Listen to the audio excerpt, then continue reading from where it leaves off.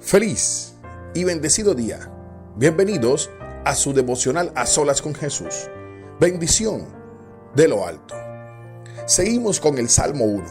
Anteriormente estuvimos hablando acerca de el versículo 1, 2 y 3, donde hablábamos acerca de el camino, la bienaventuranza, la bendición de la persona, del varón, del hombre, que nunca estuvo en los consejos, ni en los caminos, ni andaba con burlones, ni se juntaba con los pecadores, con el malo, dice la palabra.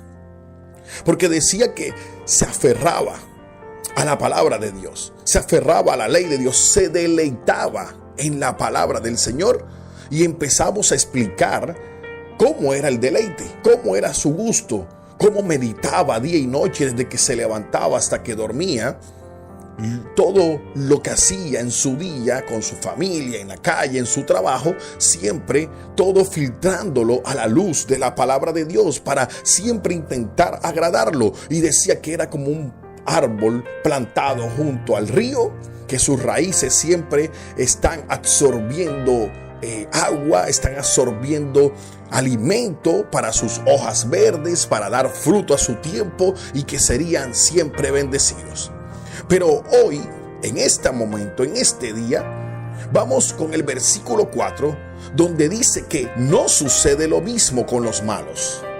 Sigue diciendo que hay un grupo que él llama los malos. No sucede lo mismo con los malos, son como paja inútil que esparce el viento.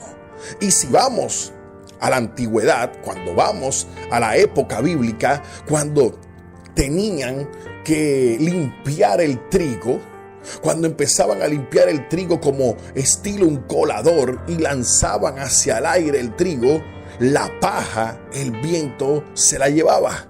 Esa paja, de la cual no servía para nada, cuando lanzaban el trigo hacia arriba, el trigo caía y se esparcía por el viento la paja. Dice que así será lo que sucederá con los malos. La paja es inútil y se esparce en el viento. Y así dice Dios que va a suceder con los malos. Serán condenados. Dice el versículo 5, serán condenados cuando llegue el juicio. Los pecadores no tendrán lugar entre los justos. Y aquí nos vamos a detener un poco, porque ya a esas personas que le llamaba o que le decía que no se juntaba con los pecadores, que no se juntaba con burlones, que no se juntaba con malos, pero no tenía un nombre específico, ya en el versículo 5 le dice justos. ¿Por qué? Porque si vamos a la palabra y habla de los malos, dice el Señor mismo, Señor Jesús, decía que no había ninguno bueno, no había nadie que hiciera el bien, que todos son malos. Pero ahí es donde entra el Señor, ahí es donde entra nuestro Señor Jesucristo, cuando Él llega a la vida de una persona, a pesar de ser malo, a pesar de estar todos condenados, como decía, estábamos todos condenados, nadie tenía lugar para estar con el Señor. Ahí es donde llega Él y nos justifica. Ahí es donde Él nos toma y nos limpia y dice, ahora tú eres justo. No es que no seamos pecadores, porque a pesar de los que están con el Señor se siguen equivocando, siguen cometiendo errores, tienen algunas faltas, en momentos caen y pecan, pero hay algo diferente. El Señor te justificó. Y ahí es donde dice que el pecador, que el malo, sí, que el burlón no es lo mismo que el justo. Y aquí dicen que el malo irá a juicio, cuando será condenado cuando llegue el juicio, y los pecadores no van a tener el lugar entre los justos, estarán separados de él. Y dice, pues el Señor cuida el sendero de los justos, pero la senda de los malos lleva a la destrucción. Y aquí es donde vamos. Hay sendas del bien o caminos del bien, y hay sendas del mal o caminos de mal. El problema es que nosotros, antes de ser justificados, también andábamos por caminos del mal. Andábamos por sendas de las cuales no eran buenas. Pero llegó Dios por su misericordia y nos entregó a su Hijo y ha tocado nuestras vidas. Y hoy tú que estás escuchando, espero que seas uno de esos que Dios ha tocado tu vida y te ha hecho justo entre tanto pecador. Porque sí estábamos condenados, pero llegó el Señor y le plació por su amor, por su misericordia. Hoy te tienes que sentir agradecido, hoy tienes que sentirte feliz, hoy debes brincar en un solo pie de felicidad. Porque el Señor te justificó, porque el Señor hoy dice que Él cuida el camino que tú tienes. Él cuida el sendero del cual vamos. ¿Sabes por qué? Porque como seres humanos siempre vamos a querer andar, a veces nos vamos a equivocar por el camino que vamos, pero cuando tú estás en el Señor, Él te cuida, Él te orienta, Él te indica, Él te dice: por aquí no tomes, haz este camino, coge por este lado, porque por acá te irá mal. El Señor ya no te va a permitir que tú caigas fácilmente en cualquier senda, en cualquier camino. Así como decía Pablo: ya no vivo yo, sino Cristo que vive en mí. Cuando Cristo vive en nosotros, ya las sendas que vamos a tomar ya no son guiadas por nuestro propio pensamiento, ya no son guiadas por lo que dice mi corazón, ya no son guiadas por la propia sabiduría que podamos tener.